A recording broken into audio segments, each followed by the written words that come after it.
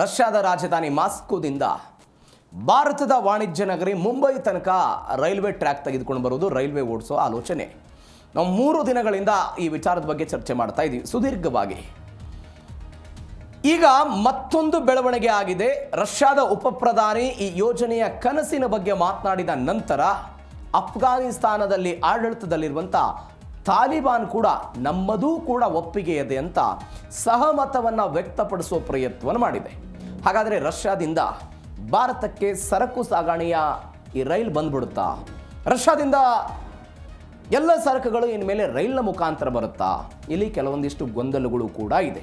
ಯಾಕೆ ಅಂತ ಹೇಳಿದ್ರೆ, ತಾಲಿಬಾನ್ ಒಪ್ಪಿಗೆ ಕೊಟ್ಟಾಗಲೂ ಕೂಡ ನಮ್ಮ ಪಕ್ಕದಲ್ಲಿರುವಂಥ ಪಾಕಿಸ್ತಾನದ ಜೊತೆಗೆ ಯಾವ ರೀತಿಯಾದಂಥ ಸಂಬಂಧ ಇದೆ ಅನ್ನುವಂಥ ವಿಚಾರಕ್ಕೆ ಸಂಬಂಧಪಟ್ಟಂತೆ ಕೂಡ ಯಾವ ತಾಲಿಬಾನ್ ಇವತ್ತು ಒಪ್ಪಿಗೆ ಕೊಡೋ ಪ್ರಯತ್ನವನ್ನು ಮಾಡಿದೆಯೋ, ಕಾಬೂಲ್, ಅಫ್ಘಾನಿಸ್ತಾನದ ರಾಜಧಾನಿ ಕಾಬೂಲ್, ಇಷ್ಟು ದಿನಗಳ ಕಾಲ ಯುದ್ಧ ಕೇಂದ್ರಿತವಾಗಿ ಅರಾಜಕತೆಗೆ ಸಾಕ್ಷಿಯಾಗಿದ್ದಂಥ ನಗರ ಅದು. ಆದರೆ ಇವತ್ತು ಮೊಟ್ಟ ಮೊದಲ ಬಾರಿಗೆ ನಾವು ಜಾಗತಿಕವಾಗಿ ತೆರೆದುಕೊಳ್ಳುತ್ತೀವಿ, ಉದ್ಯೋಗ ಸೃಷ್ಟಿಯಾಗಲಿ, ನಮಗೂ ಕೂಡ ಸಹಾಯ ಆಗಲಿ ಅನ್ನುವ ರೀತಿಯಲ್ಲಿ ತಾಲಿಬಾನ್ನವರು ಮಾತನಾಡದಂತೆ ಕಾಣಿಸ್ತಾ ಇದೆ. ಹಾಗಾದರೆ ಈ ರೈಲಿನಿಂದ ಭಾರತಕ್ಕೆ ಆಗುವಂಥ ಲಾಭ ಏನು? ಇದಕ್ಕಿರುವಂಥ ಅಡೆತಡೆಗಳೇನು? 1990ರ ದಶಕದಲ್ಲಿ ಒಂದು 4 ದೇಶಗಳ ನಡುವೆ ಒಂದು ಪೈಪ್ಲೈನ್ ಯೋಜನೆ ಆಗಿತ್ತು. ನೈಸರ್ಗಿಕ ಅನಿಲವನ್ನು ತೆಗೆದುಕೊಂಡು ಬರಬೇಕು ಅಂತ. 2015ರಲ್ಲಿ ಅದನ್ನು ಜಾರಿಗೆ ತಂದಾಗಲೂ ಕೂಡ ಇಲ್ಲಿ ತನಕ ಆಗಿಲ್ಲ. ಅದೇ ರೀತಿಯಾಗಿ ಟ್ರೈನ್ ವ್ಯವಸ್ಥೆಯು ಕೂಡ ಅಲ್ಲಿಗೆ ಫ್ಲಾಪ್ ಆಗಿಬಿಡುತ್ತಾ? ಈ ಹಿಂದೆ ಏನಾಗಿತ್ತು, ಏನು ಎತ್ತ? ಸಮುದ್ರ ಮಾರ್ಗ ಬೆಸ್ಟಾ ಅಥವಾ ರಸ್ತೆ ಮಾರ್ಗ ಅಥವಾ ರೈಲು ಮಾರ್ಗ ಬೆಸ್ಟಾ? ಯಾವುದು ಬೆಸ್ಟು? ಎಲ್ಲದರ ಬಗ್ಗೆ ಈ 3ನೇ ಸ್ಟೋರಿಯಲ್ಲಿ ನೋಡ್ತಾ ಹೋಗೋಣ. ರಷ್ಯಾದಿಂದ ದೆಹಲಿಗೆ ರೈಲು ಮಾರ್ಗ, ಮಾಸ್ಕೋದಿಂದ ಭಾರತದ ಗಡಿಯ ತನಕ ಹಳಿಯೇ ಇರುತ್ತೆ ವ್ಯಾಪಾರದ ರೈಲು. ಅಂದರೆ ಸರಕು ರೈಲನ್ನು ಹಳಿಗೆ ತರುವ ಪ್ರಯತ್ನ, ಅದಕ್ಕಿರುವಂಥ ತಾಂತ್ರಿಕ ಕಾರಣಗಳೇನು, ಏನು ಎತ್ತ ಅನ್ನೋದ್ರ ಬಗ್ಗೆ ನಾನು ಮೊನ್ನೆ ಹೇಳಿದ್ದೆ. ಇದೀಗ ನಮ್ಮ ನೆಲದಲ್ಲಿ ರೈಲು ಹೋದರೆ ಸಂಪೂರ್ಣ ಭದ್ರತೆ ಕೊಡ್ತೀವಿ ಅಂತ ತಾಲಿಬಾನ್ ಎಲ್ಲ ಹೇಳಿದೆ. ಮಧ್ಯ ಏಷ್ಯಾದ ದೇಶಗಳನ್ನು ಭಾರತಕ್ಕೆ ಜೋಡಿಸುವಂಥ ಬೃಹತ್ ರೈಲು ಕಾರಿಡಾರ್ ವ್ಯವಸ್ಥೆ ಇದು.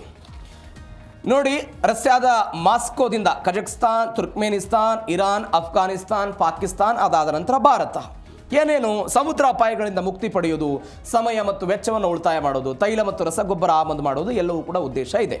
ಇದಕ್ಕೆ ತಾಲಿಬಾನ್ ಸರ್ಕಾರದ ಆರ್ಥಿಕ ಸಚಿವಾಲಯದ ವಕ್ತಾರ ಅಬ್ದುಲ್ ರೆಹಮಾನ್ ಹಬೀಬ್ ಹೇಳಿದರು, ನಮ್ಮ ನೆಲದಲ್ಲಿ ರೈಲು ಮಾರ್ಗ ಹಾದು ಹೋದರೆ ಅದಕ್ಕೆ ಭದ್ರತೆ ಕೊಡ್ತೀವಿ, ಸುರಕ್ಷಿತ ಹಾದಿಯನ್ನೆಲ್ಲ ಒದಗಿಸ್ತೀವಿ ಅಂತೆಲ್ಲ ಹೇಳಿದರು. ಯಾಕೆ ಒಪ್ಪಿಗೆ ಕೊಟ್ಟರು? ನಾನು ಇತಿಹಾಸಕ್ಕೆ ಬರ್ತೀನಿ. ಯಾಕೆ ಒಪ್ಪಿಗೆ ಕೊಟ್ಟರು? ಉದ್ಯೋಗ ಸೃಷ್ಟಿಯಾಗಬೇಕು ಅಂತ. ಅಲ್ಲಿ ನಿರುದ್ಯೋಗ ತಾಂಡವಾಡ್ತಾ ಇದೆ, ಇದರಿಂದ ಉದ್ಯೋಗ ಸೃಷ್ಟಿ ಆಗ್ಬೋದು ಅಂತ. ಆರ್ಥಿಕ ಆದಾಯವೂ ಕೂಡ ಹೆಚ್ಚಳ ಆಗುತ್ತೆ ಅನ್ನುವಂಥ 2ನೇ ಕಾರಣ ಇದೆ. 3ನೇ ಕಾರಣ ಏನು ಅಂತ ಹೇಳಿದ್ರೆ, ಬೇರೆ ಬೇರೆ ದೇಶಗಳ ಜೊತೆಗೆ ಒಂದು ಪ್ರಾದೇಶಿಕ ಸಂಪರ್ಕ ಸಿಗುತ್ತೆ ಎನ್ನುವಂಥ ಆಲೋಚನೆಯ ಭಾಗವಾಗಿ ಇವತ್ತು ತಾಲಿಬಾನ್ ಒಪ್ಪಿಕೊಂಡಿದೆ ಅಂತ. ಸ್ವಲ್ಪ ಇತಿಹಾಸಕ್ಕೆ ಹೋಗೋಣ ನಾವು. ನಾನು ಮೊನ್ನೆ ಹೇಳಿದೆ ನಿಮಗೆ, 1800ರ ದಶಕದಲ್ಲಿ ಜಾರ್ ಎನ್ನುವಂಥ ಸಾಮ್ರಾಜ್ಯ ಇತ್ತು, ವಿಸ್ತರಣೆ ಮಾಡೋದಕ್ಕೆ ಪ್ರಯತ್ನವನ್ನು ಪಟ್ಟಿತ್ತು. ಒಂದು ಅಫ್ಘಾನಿಸ್ತಾನವನ್ನು ವಲಯವನ್ನು ಮಾಡಿಕೊಂಡು ಬ್ರಿಟಿಷರು ಅದನ್ನೆಲ್ಲ ಬ್ರೇಕ್ ಮಾಡಿದ್ರು, ಎಲ್ಲವೂ ಕೂಡ ಆಯಿತು. ಈ ಬ್ರಿಟಿಷರು ಭಾರತವನ್ನು ಆಳ್ತಾ ಇದ್ದಂತಹ ಸಮಯದಲ್ಲಿ ಅವ್ರಿಗೊಂದು ಭಯ ಇತ್ತು. ಮಧ್ಯ ಏಷ್ಯಾಕ್ಕೆ ಅಂದರೆ ಅಫ್ಘಾನಿಸ್ತಾನ ಮತ್ತು ಭಾರತಕ್ಕೆ ಸೋವಿಯತ್ ಒಕ್ಕೂಟ ಎಲ್ಲಿ ಎಂಟ್ರಿ ಕೊಟ್ಬಿಡುತ್ತೋ ಅನ್ನುವ ಕಾರಣಕ್ಕಾಗಿ ಅವ್ರು ಏನು ಮಾಡಿದರು, ಅಫ್ಘಾನಿಸ್ತಾನವನ್ನು ಒಂದು ಬಫರ್ ಝೋನ್ ಆಗಿ ಮಾಡಿಕೊಂಡು ಇಲ್ಲಿಂದ ಯಾವುದೇ ರೈಲು ಮಾರ್ಗ ಆಗಬಾರ್ದು, ರಸ್ತೆ ಮಾರ್ಗವೂ ಕೂಡ ಆಗಬಾರ್ದು ಅಂತ ಒಂದು ಬ್ರೇಕ್ ಹಾಕೋ ಪ್ರಯತ್ನವನ್ನು ಮಾಡಿದರು. ಹೆಂಗೆ ಬ್ರೇಕ್ ಹಾಕಿದ್ರು ಅವರು? ಬ್ರಿಟಿಷರು ಏನು ಮಾಡ್ತಾರೆ, ಅಫ್ಘಾನಿಸ್ತಾನದ ವಿರುದ್ಧ 3 ಯುದ್ಧ ಮಾಡ್ತಾರೆ. 3 ಯುದ್ಧ ಆಗುತ್ತೆ. ಆ 3 ಯುದ್ಧದ ನಂತರ 2ನೇ ಆಂಗ್ಲೋ ಅಫ್ಘಾನ್ ಯುದ್ಧ ಆಗುತ್ತೆ. ಯಾರ್ಯಾರಿಗೆ? ಬ್ರಿಟಿಷರು ಮತ್ತು ಈ ಅಫ್ಘಾನಿಸ್ತಾನದವರು ನಡುವೆ. ಈ ಆದಂತಹ ಸಮಯದಲ್ಲಿ ಒಂದು ಒಪ್ಪಂದ ಆಯಿತು, ಗಣ್ಮಕ್ ಒಪ್ಪಂದ ಅಂತ ಕರೀತಾರೆ. ಆ ಗಣ್ಮಕ್ ಒಪ್ಪಂದದ ಪ್ರಕಾರ ಒಂದು ನಿಯಮಗಳನ್ನು ತೆಗೆದುಕೊಂಡು ಬಂದರು. ಅಫ್ಘಾನಿಸ್ತಾನದ ಸಂಪೂರ್ಣ ವಿದೇಶಾಂಗ ನೀತಿ ನಮ್ಮ ನಿಯಂತ್ರಣದಲ್ಲಿ ಇರುತ್ತೆ. ಯಾವುದೇ ಕಾರಣಕ್ಕಾಗಿಯೂ ಕೂಡ ಬ್ರಿಟಿಷರ ಸಮ್ಮತಿ ಇಲ್ಲದೆ ರಷ್ಯಾದ ರೈಲು ಮಾರ್ಗ ಮತ್ತು ರಸ್ತೆ ಮಾರ್ಗವನ್ನು ಅಫ್ಘಾನಿಸ್ತಾನ ರಚನೆ ಮಾಡೋದಕ್ಕೆ ಬಿಡಬಾರದು ಅಂತ ಒಪ್ಪಂದದ ಮಾತುಕತೆಗಳು ಎಲ್ಲವೂ ಕೂಡ ಆಯಿತು. ಆವತ್ತು ಅಫ್ಘಾನಿಸ್ತಾನದ ದೊರೆಗಳಿಗೂ ಕೂಡ ಬಹುಶಃ ಇದಕ್ಕೆ ಸಮ್ಮತಿ ಇತ್ತು. ಯಾಕೆ ಸಮ್ಮತಿ ಇತ್ತು? ಒಂದು ವೇಳೆ ಬ್ರಿಟನ್ ಅಥವಾ ಬ್ರಿಟಿಷರು ಇಲ್ಲಿ ಆಳ್ವಿಕೆ ಮಾಡ್ತಿದ್ದಾರೆ, ಅವರ ಕಾರಣಕ್ಕಾಗಿ ನಾವು ಒಪ್ಪಿಗೆ ಕೊಟ್ವಿ ಅಥವಾ ಒಪ್ಪಿಗೆ ಕೊಡದೇ ಇದ್ದರೆ ರಷ್ಯಾದವರು ನಾಳೆ ನಮ್ಮ ಜೊತೆಗೆ ರೈಲ್ ಕನೆಕ್ಟಿವಿಟಿ ಮಾಡಿಕೊಂಡು ಆ ಕಡೆಯಿಂದ ಅವರು ದಾಳಿ ಮಾಡ್ಬೋದು, ಈ ಕಡೆಯಿಂದ ಇವರು ದಾಳಿ ಮಾಡ್ಬೋದು, ಹೀಗಾಗಿ ನಾವು ತಟಸ್ಥ ದೇಶವಾಗಿ ಉಳಿದು ಬಿಡೋಣ ಅನ್ನುವಂತಹ ಕಾರಣಕ್ಕಾಗಿ ಅಫ್ಘಾನಿಸ್ತಾನದ ದೊರೆಗಳೇನು ಮಾಡಿದರು, ಇಲ್ಲ ನಾವು ರೈಲು ಮಾರ್ಗಕ್ಕೆ ಅವಕಾಶವನ್ನು ಮಾಡಿಕೊಡಲ್ಲ ಅಂತ ಎಲ್ಲ ಬೆಳವಣಿಗೆ ಆಯಿತು. ಪರಿಣಾಮ ಹೆಂಗಾಯಿತು ಅಂತ ಹೇಳಿದರೆ ಅಫ್ಘಾನಿಸ್ತಾನದಲ್ಲಿ 21ನೇ ಶತಮಾನಕ್ಕೆ ಅಫ್ಘಾನಿಸ್ತಾನ ಕಾಲಿಟ್ಟಾಗಲೂ ಕೂಡ ಒಟ್ಟಾರೆ ಅಫ್ಘಾನಿಸ್ತಾನದಲ್ಲಿ ಇದ್ದಿದ್ದ ರೈಲು ಮಾರ್ಗ ಕೇವಲ 25 ಕಿಲೋಮೀಟರ್ ಮಾತ್ರ ಇತ್ತು, ಕೇವಲ 25 ಕಿಲೋಮೀಟರ್. ಬಟ್ ಯಾವಾಗ ತಾಲಿಬಾನ್ ಆಡಳಿತ ಬಂತು 2000 ನಂತರ ಬೆಳವಣಿಗೆ ಆಗಿದ್ದು, ಎಲ್ಲವೂ ಆದ ನಂತರ ಇದೀಗ ಅವ್ರು ಹೇಳ್ತಾ ಇದ್ದಾರೆ ನಮ್ಮಲ್ಲಿ ಅರಾಜಕತೆ ಆಗ್ತಾ ಇದೆ, ನಿರುದ್ಯೋಗ ಆಗ್ತಾ ಇದೆ, ಆರ್ಥಿಕವಾಗಿ ಸೋತು ಹೋಗ್ಬಿಟ್ಟಿದ್ದೀವಿ, ಅದನ್ನು ತೆರಿಬೇಕು ಅನ್ನುವ ಕಾರಣಕ್ಕಾಗಿ ಇವತ್ತು ನಾವು ಅವಕಾಶವನ್ನು ಕೊಡ್ತೀವಿ ಅಂತೆಲ್ಲ ಹೇಳ್ತಾ ಇದ್ದಾರೆ. ಇದೊಂದು ಇತಿಹಾಸ. ಏನೇನು ಅವತ್ತು ಬೇಡ ಅಂದಿದ್ದು ಹೆಂಗೆ ವರವಾಗಿತ್ತು, ಇವತ್ತು ಬೇಕು ಅನ್ನೋದು ಅಫ್ಘಾನಿಸ್ತಾನಕ್ಕೆ ಹೆಂಗೆ ವರವಾಗ್ತಿದೆ ಅಂತ. ರಷ್ಯಾದ ಗೇಮ್ ಚೇಂಜರ್ ಪ್ಲಾನ್ ಒಂದಿದೆ. ಏನಾದರೂ ಹೆಚ್ಚು ಕಡಿಮೆ ಆದರೆ ಒಂದು ಪ್ಲಾನ್ ಮಾಡ್ಕೊಂಡಿದ್ದಾರೆ ಅವರು. ಏನದು ಪ್ಲಾನು? ಸಮುದ್ರ ಮಾರ್ಗದ ಅಪಾಯವನ್ನು ತಪ್ಪಿಸೋದಕ್ಕೆ ಪುಟಿನ್ ಒಂದು ಪರ್ಯಾಯ ದಾರಿಯನ್ನು ಹುಡುಕಿದ್ದಾರೆ. ಹಾರ್ಮುಜ್, ಬಾಸ್ಪರಸ್ ಈ ಎಲ್ಲ ಮಾರ್ಗಗಳಲ್ಲಿ ಆಗ್ತಾ ಇರುವಂಥ ಬೆಳವಣಿಗೆಗಳೇನಿದೆ, ಯುದ್ಧದ ಪರಿಸ್ಥಿತಿ ಏನಿದೆ, ಅದನ್ನು ಹತೋಟಿಗೆ ತೆಗೆದುಕೊಳ್ಳಬೇಕು ಅಂತ ತುರ್ಕ್ಮೇನಿಸ್ತಾನ್, ಇರಾನ್, ಅಫ್ಘಾನ್ ಮತ್ತು ಪಾಕಿಸ್ತಾನದ ಮುಖಾಂತರ ರೈಲು ಮಾರ್ಗವನ್ನು ತೆಗೆದುಕೊಂಡು ಬರಬೇಕು ಅಂತ ಒಂದು ಆಲೋಚನೆ ಎಲ್ಲವೂ ಕೂಡ ಇದೆ. ಏನಿದು? ಕಪ್ಪು ಸಮುದ್ರದಿಂದ ರಷ್ಯಾದ ಹಡಗುಗಳನ್ನು ಜಗತ್ತಿಗೆ ತಲುಪಿಸುವುದಕ್ಕೆ ಅವರು ಟರ್ಕಿ ದೇಶದ ಈ ಬಾಸ್ಫರಸ್ ಅನ್ನುವಂಥ ಜಲಸಂಧಿ ಏನಿದೆ ಅದರ ಮುಖಾಂತರ ಬರಬೇಕಾದಂಥ ಅನಿವಾರ್ಯತೆ ಇದೆ. ಆದರೆ ರಷ್ಯಾ ಮತ್ತು ಉಕ್ರೇನ್ ನಡುವೆ ಯುದ್ಧ ಆಗ್ತಾ ಇದೆ. ಟರ್ಕಿ ಒಂದು ನ್ಯಾಟೋ ಸದಸ್ಯ ದೇಶ ಆಗಿದೆ. ಅವರು ಸಹಜವಾಗಿ ಉಕ್ರೇನ್ಗೆ ಸಪೋರ್ಟ್ ಮಾಡ್ತಾ ಇದ್ದಾರೆ. ಆ ಮುಖಾಂತರ ನಾನು ಬಾಸ್ಫರಸ್ನ ಜಲಸಂಧಿಯನ್ನು ಬಳಕೆ ಮಾಡಿಕೊಂಡು ವ್ಯಾಪಾರ ವಹಿವಾಟು ಮಾಡ್ತೀನಿ ಅಂತ ಹೇಳಿದ್ರೆ ಅದಕ್ಕೆ ಯಾರು ಬ್ರೇಕ್ ಹಾಕ್ತಾರೆ? ಇದೇ ಟರ್ಕಿಯವರು ಬ್ರೇಕ್ ಹಾಕುವಂಥ ಸಾಧ್ಯತೆಗಳಿರುತ್ತೆ. ಅದಕ್ಕೊಂದು ಪರ್ಯಾಯ ಮಾರ್ಗವನ್ನು ತೆಗೆದುಕೊಳ್ಬೇಕು. ಹಾರ್ಮುಜ್ ಜಲಸಂಧಿಯಲ್ಲಿ ಆಗ್ತಾ ಇರುವಂತಹ ಬೆಳವಣಿಗೆ ಈ ಎಲ್ಲವೂ ಕೂಡ ಆಗ್ತಾ ಇದೆ. ನಾ ಮನೆಯೂ ಕೂಡ ಹೇಳಿದೆ, ರಷ್ಯಾದಿಂದ ನಾವು ಪೊಟ್ಯಾಷನ್ನು ಹೆಚ್ಚು ಆಮದು ಮಾಡ್ಕೊಳ್ತೀವಿ. ಅವೆಲ್ಲವೂ ಕೂಡ ತೈಲದ ಅಂದರೆ ಈ ರೈಲಿನ ಮುಖಾಂತರ ಎಲ್ಲವೂ ಕೂಡ ಬರ್ಬೋದು ಅಂತ. ಅಂತಾರಾಷ್ಟ್ರೀಯ ಉತ್ತರ ದಕ್ಷಿಣ ಸಾರಿಗೆ ಈ ವಿಚಾರಕ್ಕೆ ಸಂಬಂಧಪಟ್ಟಂತೆ ಇವು ಕೂಡ ಕೆಲವೊಂದಿಷ್ಟು ಬೆಳವಣಿಗೆಗಳಾಗುತ್ತೆ. ಹೀಗಾಗಿ ಒಂದು ಪ್ಲಾನನ್ನು ಅವರು ಮಾಡ್ಕೊಂಡಿದ್ದಾರೆ ಅಂತ. ಮತ್ತೊಂದು ಬೆಳವಣಿಗೆ ಏನು ಅಂತ ಹೇಳಿದ್ರೆ ಭಾರತಕ್ಕೆ ಲಾಭ ಆಗುತ್ತೆ, ಪಾಕಿಸ್ತಾನಕ್ಕೊಂದು ನಡುಕ. ಯೋಜನೆಗೆ ಪಾಕಿಸ್ತಾನ ಅಡ್ಡಗಾಲ ಹಾಕುತ್ತಾ ಅನ್ನೋಂಥ ಒಂದು ಪ್ರಶ್ನೆ ಇದೆ. ಯಾಕಂದರೆ ಭಾರತ ಮತ್ತು ಪಾಕಿಸ್ತಾನದ ಸಂಬಂಧಗಳು ಹೆಂಗಿದೆ ಅನ್ನೋದ್ರ ಬಗ್ಗೆ ನಮಗೆಲ್ಲ ಗೊತ್ತಿದೆ. ಪಾಕಿಸ್ತಾನ ಭಯೋತ್ಪಾದನೆಯನ್ನು ಸಪೋರ್ಟ್ ಮಾಡುತ್ತೆ, ಭಾರತದ ವಿರುದ್ಧ ಯಾವಾಗಲೂ ಕೂಡ ವಿಷ ಕಾರುತ್ತೆ. ಈ ಎಲ್ಲ ಕಾರಣಗಳಿಗಾಗಿ ಒಂದು TAPI ಎನ್ನುವಂಥ ಒಂದು ಗ್ಯಾಸ್ ಪೈಪ್ಲೈನ್ ಅಂತೆ ಈ ಯೋಜನೆಗೂ ಕೂಡ ಒಂದು ವಿಘ್ನ ಎದುರಾಗುತ್ತಾ ಅನ್ನುವಂಥದ್ದು ಒಂದು ಪ್ರಶ್ನೆ ಇದೆ. ಅಫ್ಘಾನಿಸ್ತಾನ್, ಪಾಕಿಸ್ತಾನ್ ಮತ್ತು ಇಂಡಿಯಾ, ತುರ್ಕ್ಮೇನಿಸ್ತಾನ್ ಇವರೆಲ್ಲ ಸೇರಿಕೊಂಡು 1990ರಲ್ಲಿ ಒಂದು ಆಲೋಚನೆಗೆ ಬಂದಿದ್ದರು. ಏನದು? 1814 ಕಿಲೋಮೀಟರ್ ದೂರದ ಮಧ್ಯ ಏಷ್ಯಾದಿಂದ ದಕ್ಷಿಣ ಏಷ್ಯಾಕ್ಕೆ ಈ ನೈಸರ್ಗಿಕ ಅನಿಲವನ್ನು ತೆಗೆದುಕೊಂಡು ಬರಬೇಕು ಅಂತ 90ರಲ್ಲಿ ಬಂತು. 2015ರಲ್ಲಿ ಅದು ಜಾರಿ ಆದರೂ ಕೂಡ ಇಲ್ಲಿ ತನಕ ಪೂರ್ಣಗೊಂಡಿಲ್ಲ. ಯಾಕೆ ಕಾರಣ? ಆ ಕಾರಣಗಳು ಇವತ್ತಿನ ರೈಲು ಮಾರ್ಗಕ್ಕೂ ಹೆಂಗೆ ಅನ್ವಯ ಆಗುತ್ತೆ ನೋಡಿ. ಅಫ್ಘಾನಿಸ್ತಾನದಲ್ಲಿ ಅಭದ್ರತಾ, ಅಸ್ಥಿರತೆ ಇತ್ತು, ಅಂತರ್ಯುದ್ಧ ಆಗ್ತಾ ಇತ್ತು, ಉಗ್ರಗಾಮಿ ದಾಳಿಯ ಭೀತಿ ಇತ್ತು.